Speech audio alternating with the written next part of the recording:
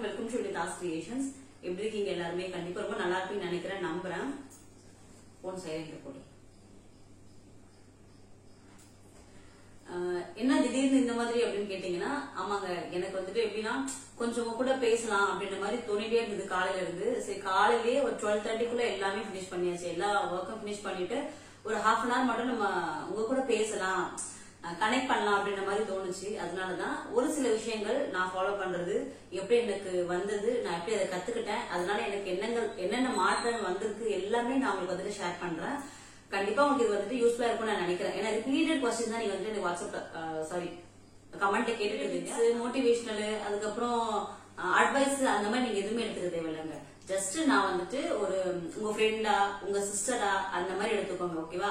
நான் ஃபாலோ பண்ண விஷயங்கள் தான். நீங்க ஆல்ரெடி அதெல்லாம் வீடியோ பார்த்திருப்பீங்க. அது இது எல்லாமே நான் சின்ன சின்ன விஷயங்கள் வந்துட்டு லைஃப் ஸ்டைல்ல மாத்தினது. கொஞ்சம் சிறுக சிறுக சேர்த்து பெருவெள்ளம் ஆகும் சொல்லுவாங்களே, அதாவது சிறு துளி பெருவெள்ளம் சொல்லுவாங்களே, அந்த மாதிரி சின்ன சின்ன விஷயங்கள் நம்ம லைஃப் ஸ்டைல் நம்ம பண்ணும்போது கண்டிப்பா அது பெரிய மாற்றத்தை கொடுக்கும் நான் நம்புறவன்.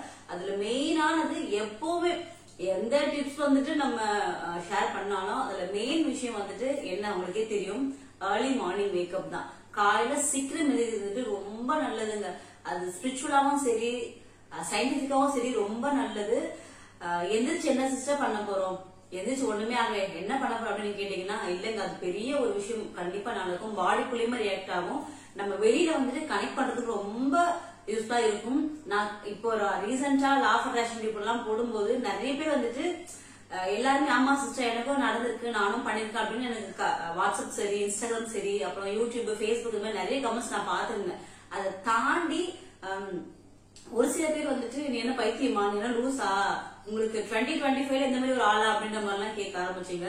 என்ன வேணா பேசிட்டு போங்க, நீங்க என்ன வேணா சொல்லிட்டு போங்க. நான் ஃபாலோ பண்றது ஏன் வியூவர்ஸா இருக்கட்டும், ஏன் சப்ஸ்கிரைபரா இருக்கட்டும், உங்களுக்கு தெரியணும். நீங்களும் அதை வந்துட்டு கண்டிப்பா ஃபாலோ பண்ணி அதுல வரக்கூடிய நல்ல விஷயங்களை நீங்களும் அடையணும் அப்படின்றது தான் என்னுடைய ஒரு ஆசையே. இது நான் ஷேர் பண்ணாமே இருந்திருக்கலாம், பட் ஷேர் பண்ணும்போது யாராவது ஒருத்தர் இதை நம்பி செய்வாங்க, அவங்களுக்கு ஒரு நல்ல விஷயம் நடக்கும் அப்படின்ற மாதிரி தான் நான் வந்து இதை ஷேர் பண்ணேன். இன்னுமே ஷேர் பண்ணிட்டு தான் இருப்பேன். நீங்க பேசுறதால நான் வந்து கண்டிப்பா உட்கார மாட்டேன். அதுதான் ஏர்லி மார்னிங் வேக்கப் தான். எங்கேயோ ஸ்டார்ட் பண்ணி கமெண்ட்டுக்குள்ள தான் போயிட்டேன். ஏர்லி மார்னிங் வேக்கப் தான். சீக்கிரம் எந்திரிங்க. 4 மணிக்கு தான் எந்திரிக்கணும், 3 மணிக்கு தான் எந்திரிக்கணும்னு அப்படின்லாம் ஒரு அவசியமே இல்லைங்க. நம்ம நைட்டு சீக்கிரமா தூங்கினாலே ஆட்டோமேட்டிக்கா நம்ம பாடியை நம்ம எழுப்பி விடணும். அதுதான் வந்துட்டு அந்த மெக்கானிசமே அப்படிதான், அந்த பாடியோட மெக்கானிசமே அதுதான். சீக்கிரம் தூங்குனீங்கன்னா சீக்கிரம் எந்திரிக்கலாம். நான்லாம் பாத்தீங்கன்னா 11 மணி ஆகும் தூங்க, சம்டைம் 12:30 ஆகும். அப்படியே போன் பார்த்துட்டே இருந்தேன்னா, ஆனா எனக்கு வந்துட்டு இந்த 2025 நான் மெயினான விஷயம் ஃபாலோ பண்ணோம் அப்படின்னா, போன் வந்துட்டு ஸ்கிரீன், லைட், டிவி எல்லாத்தையும் வந்துட்டு ஒரு தூங்க போறதுக்கு முன்னாடி ஒரு 2 ஹவர்ஸ்க்கு முன்னாடி ஆஃப் பண்ணிடணும் அப்படின்னு நான் நிறைய தீவிரமா நினைச்சிட்டு இருக்கேன். இப்ப கொஞ்சம் கொஞ்சமா அதை வந்துட்டு நான் ஃபாலோ பண்ணிட்டு இருக்கேன். சீக்கிரம் வந்துட்டு அதை நான் ஃபுல்லா பினிஷ் பண்ணிட்டு நினைக்கிறேன். சோ சீக்கிரமா தூங்கிடுங்க. சீக்கிரமா தூங்கிட்டீங்கன்னா காலையில சீக்கிரமா நீங்க எந்திரிச்சிங்க. ஒரு ½ அன் ஹவர் கூட்டிக்கோங்க. 7:30க்கு எந்திரிக்கிறீங்கன்னா 6 o'clock எந்திரிக்க ட்ரை பண்ணுங்க. எல்லாமே எடுத்த உடனே வந்துடும் இல்ல. ஏன்னா நம்ம நிறைய விஷயங்கள் ஃபாலோ பண்ணிருப்போம்.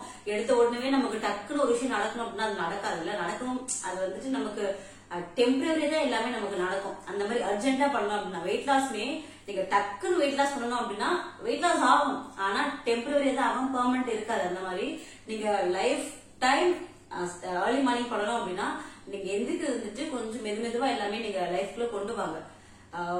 6 மணிக்கு எந்திரிங்க. அதுக்கப்புறம் 6 மணியை வந்துட்டு 10 நாளைக்கு ட்ரை பண்ணுங்க. அதுக்கப்புறம் 5:30 கொண்டு வாங்க. அதுக்கப்புறம் 5 o'clock கொண்டு வாங்க. அதுக்கப்புறம் 4:30 கொண்டு வாங்க. 4 மணி 4:30 மணி வந்துட்டு கரெக்டான டைம். அதை தாண்டி பிரம்ம முகூர்த்தம் அந்த பர்டிகுலர் டைம் வந்துட்டு என்னன்னா 3:30 to 4:45 சொல்லுவாங்க. அந்த டைம் வந்துட்டு நம்ம யூனிவர்ஸ் கூட கனெக்ட் பண்ற டைம். அது வந்துட்டு கண்டிப்பா யாராலுமே அந்த மாதிரி எந்திரிக்க முடியாது. நான்லாம் பாத்தீங்கன்னா முன்னாடி இங்க இல்ல, முன்னாடி நம்ம லீஸ் வீட்டுல இருந்தோம் இல்லையா, அங்க நான் 3 மணிக்கு எந்திரிப்பேன். எந்திரிச்சு நிறைய விஷயங்கள், அதாவது வீடுக்கு அப்புறம் நிறைய மேனிஃபெஸ்ட் எல்லாம் பண்ணும்போது அப்போ ஒரு தீவிரம் இருந்தது, வாங்கணும் பண்ணணும் அப்படின்ற மாதிரி தீவிரம் இருந்தது. இப்ப எல்லாம் வந்ததுக்கு அப்புறம் சரி பாத்துக்கோம் அப்படின்ற மாதிரி கொஞ்சம் அப்படியே லூஸ் விட்டாச்சு. அதுதான் ரீசனு. இப்ப 4 மணிக்கு எந்திரிக்கிற இதுவே எனக்கு ஓகேவா தான் இருக்கு. என்ன எங்க ஹஸ்பண்ட் திட்ட ஆரம்பிச்சிட்டாங்க, இவ்வளவு சீக்கிரம் எந்திரிச்சு என்ன அப்படின்ற மாதிரி திட்ட ஆரம்பிச்சிட்டாங்க. 4 மணிக்கு எந்திரிச்சு அப்பயுமே நான் அதை வந்துட்டு ஃபாலோ பண்ணிட்டு தான் இருக்கேன். பட் டைமிங் மட்டும் அப்ப 3 மணி, இப்ப 4 மணி, அவ்வளவுதான். 4 மணிக்கு எந்திரிச்சு விஷுவலைசேஷன் இதை பத்தி நான் நிறைய ஷேர் பண்ணிருக்கேன். பட் ஷேர் பண்ணும்போது 1 something சப்ஸ்கிரைபர்ஸ் தான் இருந்தாங்க. இப்ப கிட்டத்தட்ட 3 lakhs வர போறாங்க இல்லையா. சோ மறுபடியும் நான் உங்களுக்கு ஷேர் பண்றேன். விஷுவலைசேஷன் என்னன்னா, நம்ம எதிர்காலம் ஒண்ணு இருக்கும். நான் இப்படிதான் வாழ போறேன், நான் இப்படிதான் வந்துட்டு வீடு கட்ட போறேன், நான் இந்த மாதிரி கால் எல்லாம் போவேன், எனக்கு ஃபேமிலி வந்து இந்த மாதிரி அமையணும், எனக்கு எப்படி இருக்கணும் அப்படி இருக்கணும், என்ன வேணாம், எனக்கு வெயிட் லாஸ் நான் வந்து பண்ணிருக்கேன், எனக்கு லாங் ஹேர் வேணும், நீங்க வந்து மேனிஃபெஸ்டேஷன் பண்ணலாம். நடந்த மாதிரி விஷன் போர்டுன்னு சொல்லுவாங்க, விஷுவலைசேஷன். அப்படியே கனவு, எங்க கனவு காண்றதுக்கு நமக்கு யாருமே பெர்மிஷன் கொடுக்க வேண்டியது இல்லைங்க. அது நம்ம உரிமை, அது நம்ம கடமை, நம்ம உரிமை. நம்ம எப்படி வேணா கனவு காணும். நேர்ல ஒரு விஷயத்தை நடத்துறதுக்கு தான் நமக்கு டைம், கால அவகாசம்லாம் தேவைப்படும். ஆனா கனவுல நம்ம இவ்வளவு லாங் டிரைவ்ல நம்ம போயிட்டு வந்துடலாம் இல்லையா. அந்த மாதிரி கனவு காணுங்க. உங்களுக்கு என்ன ஒரு சின்ன விஷயம் நடக்கணும்னாலுமே நீங்க வந்துட்டு கனவு காணுங்க. நடந்த மாதிரி நடந்துருச்சு, நம்ம வந்துட்டு போயிட்டு இருக்கோம், ஒரு நல்ல ஃபேமிலிக்குள்ள நம்ம இருக்கோம், நம்ம வந்துட்டு வீடு வாங்கிட்டோம், வீடு வாங்கிட்டு வீடு கிரகப்பிரவேசம் வர மாதிரி அந்த மாதிரி நீங்க கனவு வந்து கண்டிப்பா நடக்கும். இப்ப கூட சில பேர் பார்க்கும்போது உங்களுக்கு ஒரு மாதிரி இவ என்ன மென்டல் அப்படின்னு தெரியலாம், தோணலாம். பட் மென்டல் இல்லைங்க, இதுதான் சயின்டிபிக்கா, இது வந்துட்டு உண்மையும் கூட. இது நான் ட்ரை பண்ணி எனக்கு நடந்ததை நான் உங்களுக்கு ஷேர் பண்ணிருக்கேன். ஓகேவா. இது எல்லாமே பண்றதுக்கு நம்ம வந்துட்டு ஏர்லி மார்னிங் எந்திரிக்கணும். எந்திரிச்சு அந்த பழக்கத்தை நீங்க கொண்டு வர சின்ன சின்ன மாற்றங்கள் கண்டிப்பா உங்க வாழ்க்கையில வந்துட்டு நடக்கும். அதுக்கப்புறம் என்னன்னா, இப்போ நம்ம வீட்டு தேடி வந்துட்டு யாராவது வருவாங்கல்ல, ஒரு பறவையா இருக்கட்டும், ஒரு காகமா இருக்கட்டும். நம்ம வீடு வந்துட்டு ஃபர்ஸ்ட் தடவை காக்கா வந்திருந்தது. வரும்போது ஒரு சின்ன 2 மிக்சர் அப்படிதான் வைக்க ஆரம்பிச்சோம். இப்ப அது தொடர்ந்து 1 இல்ல 2 இல்ல நிறைய காக்கா வந்துட்டு தான் இருக்கு, நம்ம வச்சுதான் இருக்கோம். அந்த மாதிரி நம்மளால முடிஞ்சதை வந்துட்டு நம்ம செஞ்சு மத்தவங்க தான் போடணும்னு இல்ல, நம்ம வீட்டுக்கு வர பறவைகளுக்கு வந்துட்டு நம்ம உணவளிக்கும் போது அது ஒரு விதமா தானத்துல போய் முடியும். கர்ம வினைகள் வந்துட்டு குறைக்கும் சொல்லுவாங்க. அந்த மாதிரி விஷயங்கள்லாம் பண்ணுங்க கண்டிப்பா. மெடிடேஷன், அப்படியே மெடிடேஷன் பண்றதுக்கு மந்திரம் இருக்கா, எங்க உட்காந்து பண்ணணும், எப்படி குளிச்சுட்டு பண்ணணுமா, பீரியட்ஸ்ல பண்ணலாமா அப்படின்னு நிறைய டவுட்ஸ். மெடிடேஷன் ஒண்ணுமே இல்லைங்க. இது சும்மா வாய மூடி சும்மா உட்கார்றதுதான் மெடிடேஷன். எதை பத்தி திங்க் பண்ணக்கூடாது, எதை பத்தி திங்க் பண்ணக்கூடாது. பட் நீங்க ஸ்டார்டிங்ல பண்ணும்போது எனக்கும் நானும் வந்து இதுல புரியலாம் கிடையாது, நானும் பண்ணுவேன். அப்படியே நிறைய மைண்ட் வந்துட்டு அங்கத்தாவும் இங்கத்தாவும் அங்கங்க போயிட்டே இருக்குமா, எல்லாத்தையும் இழுத்து பிடிச்சி மறுபடியும் உட்கார வைப்பேன். மறுபடியும் போமா எடுத்து பிடிச்சு அந்த பிடிச்சு நம்ம உட்கார வைக்கிறதுக்கே நமக்கு அப்படியே காலம் போயிட்டே இருக்கும். பட் அதெல்லாம் கடந்து அதுக்கப்புறம் தான் நமக்கு ஒரு தீர்க்கமான ஒரு தெளிவான மெடிடேஷன் வந்து நமக்கு கிடைக்கும். அதெல்லாம் பெரிய ஒரு இது, அதெல்லாம் ஒரு பெரிய ஒரு இது. கண்டிப்பா நமக்கு டைம் எடுக்கும். ஆனா பொறுமை ரொம்ப அவசியம். பொறுமையா இருந்தாலும் நம்ம வந்துட்டு எல்லாமே பண்ண முடியும். சோ மெடிடேஷன் வந்துட்டு கொஞ்சமா ஒரு 5 நிமிஷம் ஸ்டார்ட் பண்ணுங்க, 10 நிமிஷம் ஆக்குங்க, அப்புறம் 15 minutes அந்த மாதிரி ஆகுங்க. நான் 5 நிமிஷம் பண்ணுவேன். அதுக்கப்புறம் என்னாலுமே நான் உட்கார முடியாது, நான் பேக் பெயின் வந்துருமா, சிசேரியன் பண்ணிருக்காங்க, பேக் பெயின் வந்துடும். மறுபடியும் எந்திரிச்சு அதுக்கப்புறம் மறுநாள் வந்துட்டு அதே மாதிரி ஒரு 5 to 10 நிமிஷம் அந்த மாதிரி உட்காரணும். இப்ப கூட பாத்தீங்கன்னா எனக்கு ரெகுலரா மெடிடேஷன் பண்ண முடியல. ஏன்னா நிறைய பேக்கிங் ஒர்க் இருக்கு. காலையில எந்திரிச்சு மார்கழி அது நிறைய வந்ததுனால எனக்கு அப்படியே டைம் ஓடிடுது. மணி 6 ஆயிடுது. 6 ஆயிடுச்சுன்னா பசங்க வந்துட்டு ஸ்கூல் பேக் பண்றது, லஞ்சுக்கு ரெடி பண்றது, பிரேக்ஃபாஸ்ட் அந்த மாதிரி போயிடுதா.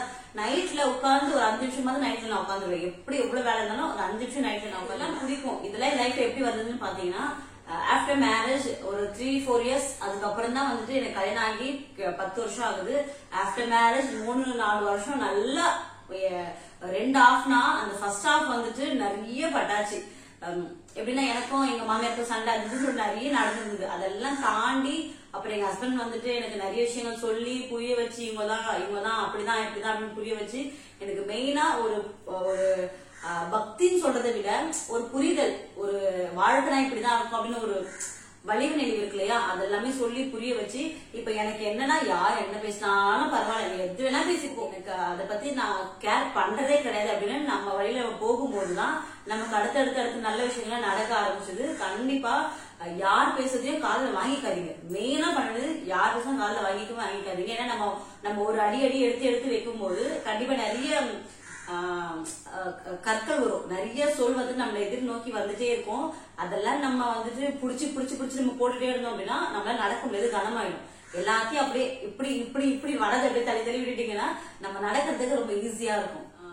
3 விஷயங்கள் நான் சொல்லியிருந்தேன் இல்லையா, அது வந்துட்டு ஏர்லி மார்னிங். இதுதான் ஃபர்ஸ்ட் மெயினானது. ஏர்லி மார்னிங் காலையில எந்திரிச்சு நீங்க பண்ணி பாருங்க. கண்டிப்பா அந்த டைமிங் எல்லாமே உங்களுக்கு கிடைக்கும். எல்லாமே நீங்க தான் பண்ணுவீங்க, பட் பெர்ஃபெக்ட்டா பண்ணிடுவீங்க அந்த மாதிரி. அதுக்கப்புறம் சேவிங்ஸ், கண்டிப்பா சேவிங்ஸ் நம்ம பண்ணணும். செலவு பண்றது போக சேவிங்ஸ் பண்ணக்கூடாது. சேவிங்ஸ் பண்றது போக தான் நம்ம செலவே பண்ணணும். அந்த மாதிரி ஒரு இதுவை கொண்டு வாங்க. லைஃப் ஸ்டைல் வந்துட்டு சில விஷயங்கள் வந்துட்டு மாத்திக்க ட்ரை பண்ணுங்க.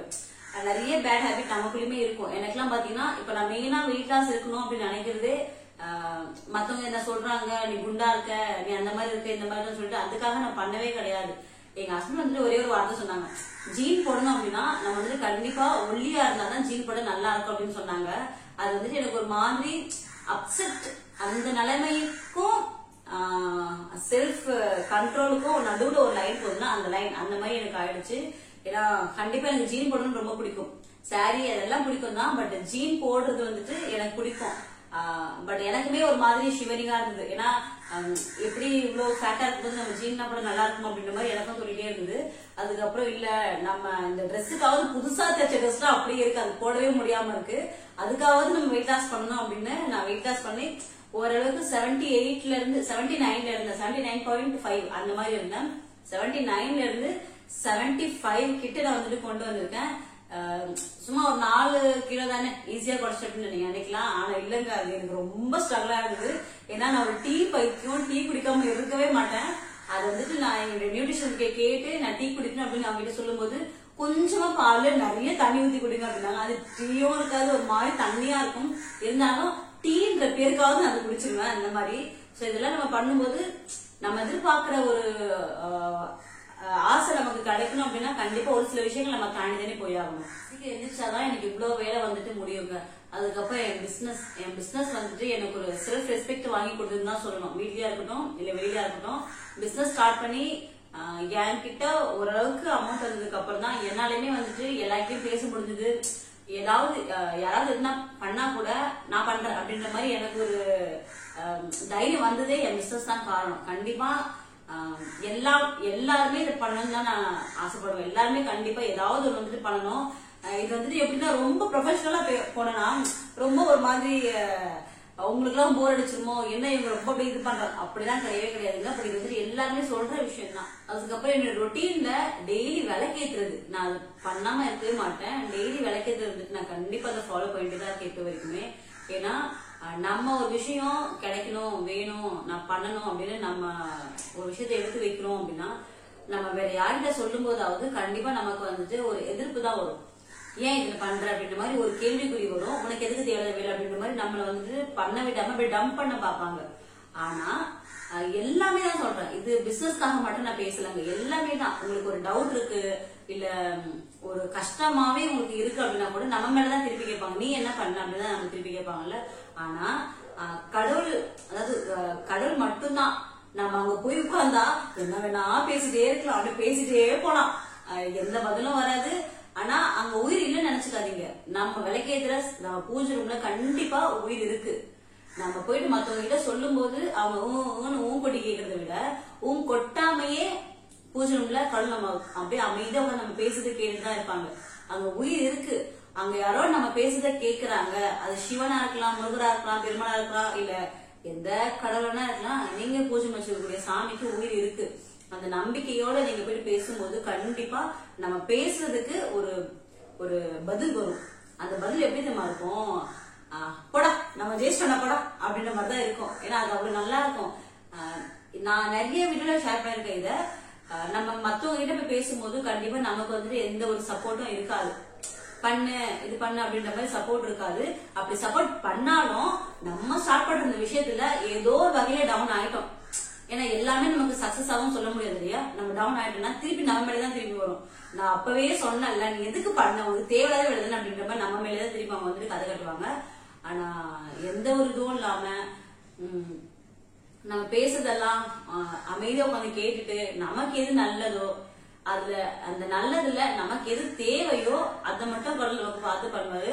கடவுள் எல்லாமே நமக்கு பண்ண மாட்டாரு, நமக்கு நல்லதை மட்டும்தான் பார்த்து பண்ணுவாரு. நிறைய பேர் யோசிக்கலாம், நான் நல்லா சாமி கும்பிடுறக்கா, நல்லா விளக்கேத்துறேன், எனக்கு வந்துட்டு எதுவுமே நடக்க மாட்டேங்குது, எந்த நல்லதுமே எனக்கு நடக்க மாட்டேங்குது அப்படின்னு நம்ம யோசிக்கலாம். ஆனா ஒரு விஷயத்த பண்ணும்போது நம்மளே ஒரு வீட்டுல கல்யாணம் வைக்கும் போது பத்திரி அடிக்கிறதுல இருந்து பந்தக்கால் நன்றதுல இருந்து கடைசி அந்த தாலி கட்டுற நிமிஷம் வரைக்கும் நம்ம எவ்வளவு திங்க் பண்றோம், எவ்வளவு ஆகும், என்ன பண்ணுவோம், என்ன மண்டபம், என்ன சாப்பாடு, இது மாதிரி நிறைய திங்க் பண்ணும்போது கடவுள் நமக்கு ஒரு பிரச்சனை கொடுக்கும்போது அது நம்மளால சால்வ் பண்ண முடியுமா முடியாது அப்படின்னு திங்க் பண்ணாமே கொடுப்பாரு. நம்மளால எவ்வளவு முடியுமோ அதை நம்ம கடவுள் கொடுப்பாரு. நம்பணும், ஃபர்ஸ்ட் நம்பணும். நம்பிக்கையே இல்லாம நம்ம வந்துட்டு எந்த தெய்வத்தையும் கும்பிட்டு எந்த பிரயோஜனமும் கிடையாது. நம்பணும். சோ வாழ்க்கை வந்துட்டு ஒரே மாதிரி இருக்காது, அது மாறிட்டே இருக்கும். எதை பத்தியும் கவலைப்படாதீங்க. என்ன நடந்தாலும் it's okay, it's okay, it's okay, அவ்வளவுதான். அந்த ஒரு வார்த்தை மட்டும் நீங்க சொல்லிட்டு போயிட்டே இருங்க. ரொம்ப போட்டு உங்களையும் போட்டு உங்க சுற்றி இருக்கிறவங்களையும் ஒரு சின்ன சின்ன விஷயத்துக்கெல்லாம் கூட நிறைய பேர் வந்துட்டு ஃபீல் பண்ணுவாங்க. நானுமே அப்படிதான் சின்ன சின்ன விஷயத்துக்கு கூட நான் வந்துட்டு ஃபீல் பண்ணுவேன், அழுவேன். நான் அழவே கூடாது அப்படின்னு நான் சொல்ல மாட்டேன். ஏன்னா நம்ம அழும்போது நம்ம மனசுல இருந்த வழி எல்லாமே கண்ணீரா வெளியில வந்ததுக்கு அப்புறம் நமக்கு ஒரு தெளிவு வரும், நம்ம ஸ்ட்ராங் ஆகும். அது வந்துட்டு கண்டிப்பா தேவை. அழலாம். யார் நம்ம அழ வைக்கிறாங்களோ அவங்களுக்காக நம்ம அழவே கூடாது, அவங்க முன்னாடி அழவே கூடாது. ஏன்னா அவங்க எதிர்பார்த்தது அதுதான். நம்ம கொடுத்துட்டோம்னு வச்சுக்கீங்களேன், அவங்க வின் பண்றாங்க. எதுக்கு அவங்க முன்னாடி அழக்கூடாது. பட் அழுறதுக்கு ஆனந்த கண்ணீர் தான் வரும், அந்த மாதிரி வரலாம், கண்ணீர் வரலாம், தப்பு கிடையாது. பட் நம்ம வீக் ஆகும்னு நினைக்கிறதுக்கு முன்னாடி கண்டிப்பா அழவே கூடாது.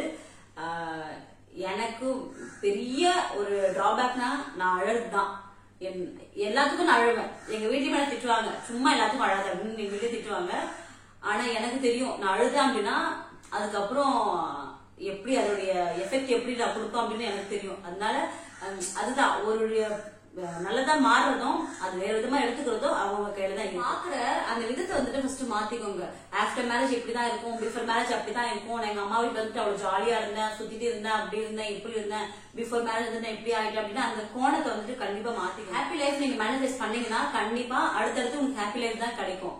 நீங்க போன விஷயத்த அம்மா கூட எப்படி இருந்தேன், நான் வந்துட்டு எந்த வேலையும் செய்யாம அப்படி தூங்கிட்டே இருந்தேன், எங்க அம்மா வேற வேலையை செய்யும் அப்படின்னு சொல்லிட்டு நீங்க அதை நினைச்சிட்டே இருந்தீங்கன்னா திரும்ப திரும்ப திரும்ப திரும்ப இங்க உங்களுக்கு அதுதான் நடக்கும். அதனால எந்த லைஃப் உங்களுக்கு வேணுமோ நீங்க அதை வந்துட்டு மேனேஜ் பண்ணுங்க. ஓகேவா? இருக்கிறத நீங்க குறை சொன்னீங்கன்னா கிடைக்கிறது எப்படி உங்களுக்கு கிடைக்கும்? ஃபர்ஸ்ட் இருக்கிறத ஏத்துக்க பழகுங்க. இப்போ ஒரு ஹாப்பியான லைஃப் வேணும் அப்படின்னா இருக்கிற லைஃப ஹாப்பியா வாழ பழகுங்க. அப்பதான் நம்ம நினைக்கிற லைஃப் நமக்கு கிடைக்கும்.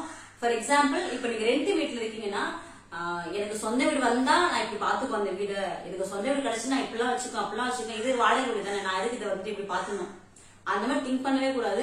வாடகை வீட கடவுள் நமக்கு கையில கொடுத்துருக்கக்கூடிய அந்த இடத்த வந்து நம்ம நல்லா பாத்துக்கிட்டாதான் நம்ம ஆசைப்படுற அந்த விஷயம் வந்து நமக்கு ட்ரையல் பாக்குறாரு. நான் இப்ப கொடுத்துருக்கேன் இல்லையா, அந்த விஷயத்த நீ எப்படி பாத்துருக்க, எப்படி பாக்குற, அதை நல்லா பாரு.